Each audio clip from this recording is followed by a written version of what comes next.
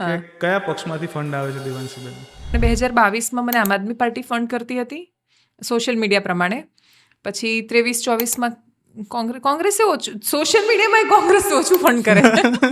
વિચારો તમે, અફવાઓમાં પણ કોંગ્રેસ ફંડ ઓછું કરે છે. પછી વચ્ચે ઇલેક્શન વખતે મને ભારતીય જનતા પાર્ટી ફંડ કરે છે.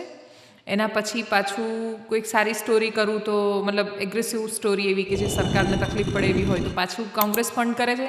પછી પાછું ભાજપ ફંડ કરે છે. એકચ્યુઅલી મને છે ને, જે લોકો આ બધું સતત જુએ છે એમને એ નથી ખબર કે એ ફંડ કરી રહ્યા છે. ભલે 1 પૈસો મળશે તો 1 પૈસો વ્યૂઝનો પણ પૈસો મળી રહ્યો છે, તો તે આર કોન્ટ્રીબ્યુટિંગ. પોલિટિકલ, હા યસ, ગવર્મેન્ટની એડવર્ટાઇઝમેન્ટ્સ અમારે ત્યાં ચાલી છે ઘણી બધી વાર. એટલે એ જોતાં ઘણી બધી વાર લોકો એવું કહ્યું હોય કે આને ફંડ કર્યું. રાજકારણમાં જવાની ઈચ્છા કરી ભવિષ્યમાં? તમને કહું જવાબ હું તમને એની પહેલાં કહી દઉં. મને છે ને આ જવાબ શીખવાડેલો છે કે કોઈ પણ પૂછે ને કે પોલિટિક્સમાં જવું છે એમ તો આવો જવાબ આપવાનો. એ એટલા માટે શીખવાડ્યો છે કે જેથી